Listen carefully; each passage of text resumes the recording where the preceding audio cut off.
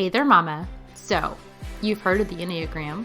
You may or may not be obsessed. I know, me too. Let's learn how to apply our enneagram personalities to not only understand ourselves, but understand our relationships, including our kids. We can streamline our systems, our households, our businesses. We can live an easier, more simplified life simply by applying the principles in this personality test. I bet all these hacks are things you've not even considered. In this podcast, I'll be talking about family routines, self-identity, making life easier, and really learning how to cherish who God created you to be from the inside out. How to prioritize, plan, and create systems that's going to make life feel seamless. I'm Becky Williams, and this is Mama Meets Enneagram Podcast.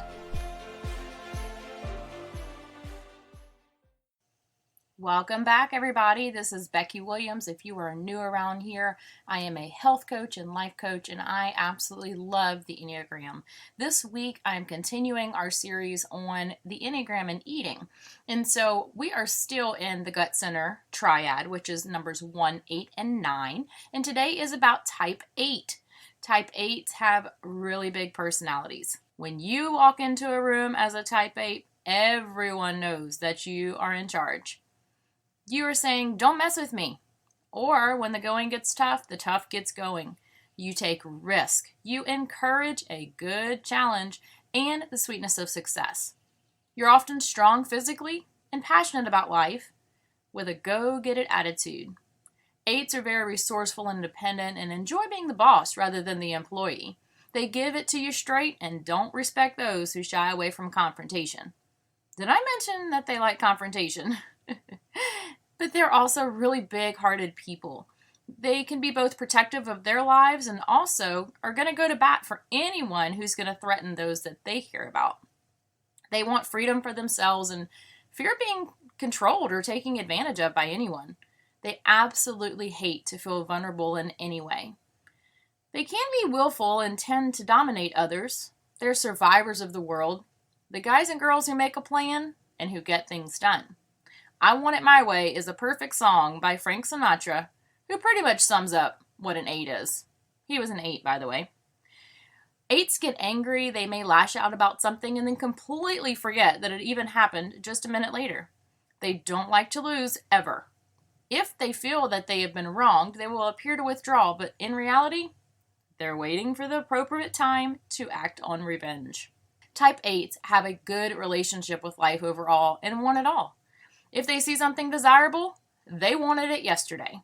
They also have issues with survival. You put those two together and you have someone who will go after what they want, and this includes food. With the passion, they're saying, my well-being depends upon food, so more security and not feeling vulnerable. So it stands to reason that 8s like to feel that there's always a lot available.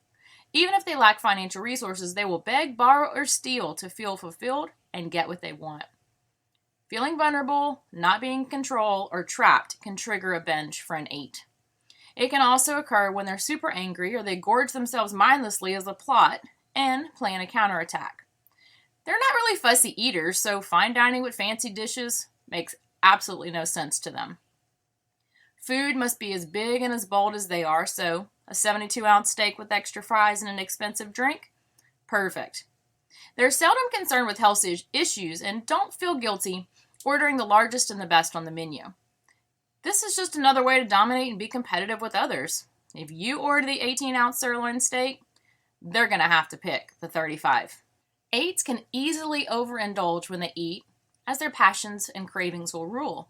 Sometimes an 8 will order way more than they possibly could eat simply because more than one thing seemed appealing to them. Also, please don't get their order wrong.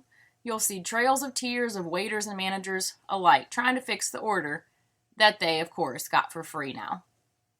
You might find 8s are initially unwilling participants in a weight loss program.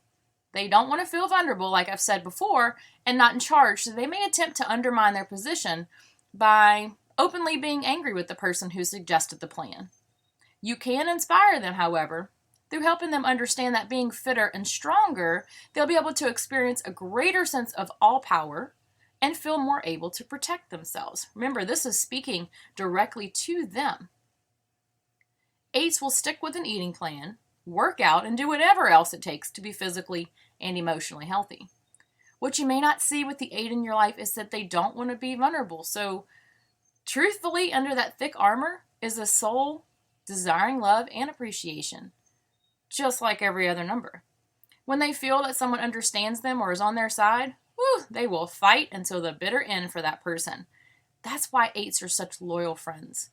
When an 8 is in a healthy state, they can turn any situation into one that is going to be an opportunity for them to better themselves or to learn from the situation. They'll do whatever it takes to remain healthy in a physical, emotional, and spiritual way. You might find them in the community as true heroes who coach underprivileged kids or go to bat for those less fortunate themselves. They can quiet their overindulging desires with food, step away from the spotlight, and allow themselves to lead others in a nourishing way. When an 8 is average or less healthy than their better selves, it becomes me against the world again. They see the need to be defensive and tough, and that means that they're fighting for survival. Exercise becomes more about toughening up rather than being fit. Eating becomes more about being bigger, because bigger equals strong. Their need to control others also increases. Type 8s may use food to stuff down their emotions. They pretend that things don't bother them, but deep down it does bother them very greatly. They tend to push themselves to the front to be leaders and watch to make sure that people follow them. If they don't, they get angry.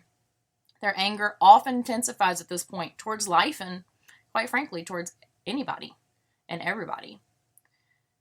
Sadly, it can get worse. A very unhealthy 8 wants what they want, and they want it now. It doesn't matter the cost or the consequences or who it hurts. If they have their sights on something, they're going to go for it no matter what. They're going to eat whatever they want, drink excessively, and take no regard for their health. This is an uncommon 8. Don't even consider trying to make them stop at this point. Fights with the other team, road rage, reckless behavior, and deliberate harm to others are not out of the question for a very unhealthy 8. Also be aware, if you beat them in something when they're in this state, look out. It's because their tender heart has become hard and they'll stop at nothing to get or to keep what they have in their life. If an unhealthy 8 can see when they get to this level and remember that it's not the world against them, they'll be able to move back up the scale into another healthy level. So in summary, healthy 8s need to understand that following a health and exercise regimen will help them to be bigger and stronger and more capable with increased confidence. Focusing on better food instead of bigger food will help them keep their weight in a healthy range. If they can view being healthy as a challenge instead of something that's going to limit them, they'll probably stick with it more in the long run. They can use their success to show others how far they've come, and it may even inspire those who are not quite as strong as them. And this is pretty cool. I found out that a lot of health companies actually have competitions where you can go against the other employees to see who can reach the optimal state of health, whether that's weight loss or blood pressure numbers or whatever it is that the competition's for. This is perfect for a type 8. Help your type 8 loved ones reach deep within and find resources to eat and live a healthy life. Thank you for sticking with me on this mini episode in my Eating with the Enneagram series. Join me next time for type 9s, which is the last in the gut center triad. Be well and stay safe. This was an episode of the Mama Meets Enneagram podcast. Did you know that you don't have to be on social media to keep up with what's happening? I promise to keep you in the loop through my weekly emails of any upcoming podcast episodes, helpful downloads, and the latest tips to keep your life running smoothly. Check the show notes for the most recent freebie. Until next time, keep thriving in your motherhood.